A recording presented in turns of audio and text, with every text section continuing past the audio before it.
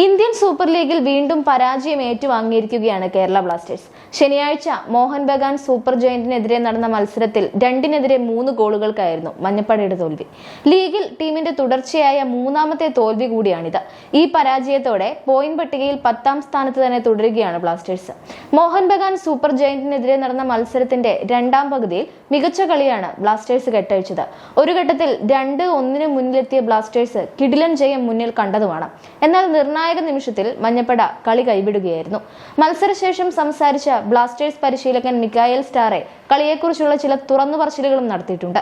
മികച്ച താരങ്ങളുള്ള ടീമാണ് മോഹൻ ബഗാൻ എന്ന് ചൂണ്ടിക്കാട്ടിയ സ്റ്റാറെ മത്സരം മൊത്തത്തിൽ നോക്കുമ്പോൾ ബ്ലാസ്റ്റേഴ്സ് വിജയം അർഹിച്ചിരുന്നുവെന്ന് താൻ കരുതുന്നതായും വെളിപ്പെടുത്തിയിട്ടുണ്ട്. ഈ തോൽവിയിൽ നിരാശയുണ്ടെങ്കിലും ടീമിന്റെ ചില പോസിറ്റീവുകൾ ചൂണ്ടിക്കാട്ടാൻ സ്റ്റാറെ മറന്നില്ല.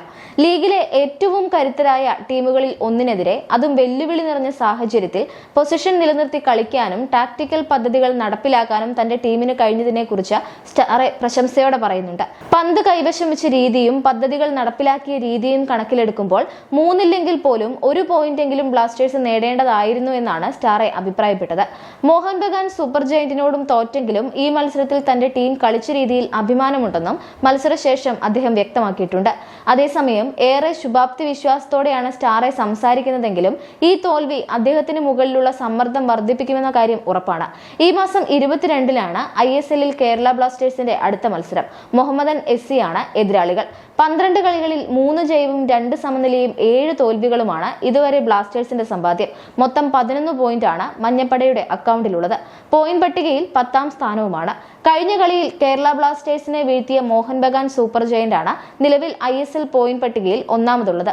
11 കളികളിൽ 26 പോയിന്റാണ് മോഹൻ ബഗാന്റെ സമ്പാദ്യം.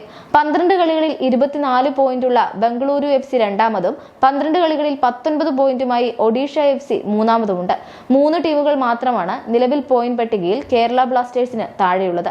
ആരാധകരുടെ പ്രതീക്ഷ കാക്കാൻ ഇതുവരെ പരിശീലകൻ മിക്കായേൽ സ്റ്റാറയ്ക്ക് സാധിച്ചിട്ടില്ല എന്നതുകൊണ്ട് തന്നെ മുൻ പരിശീലകൻ ഇവാൻ വുക്കോമാനോവിച്ചിനെ തിരികെ കൊണ്ടുവരണം എന്ന ആവശ്യവും ബ്ലാസ്റ്റേഴ്സ് ആരാധകർക്കിടയിൽ ഇപ്പോൾ ശക്തമാകുന്നുണ്ട്.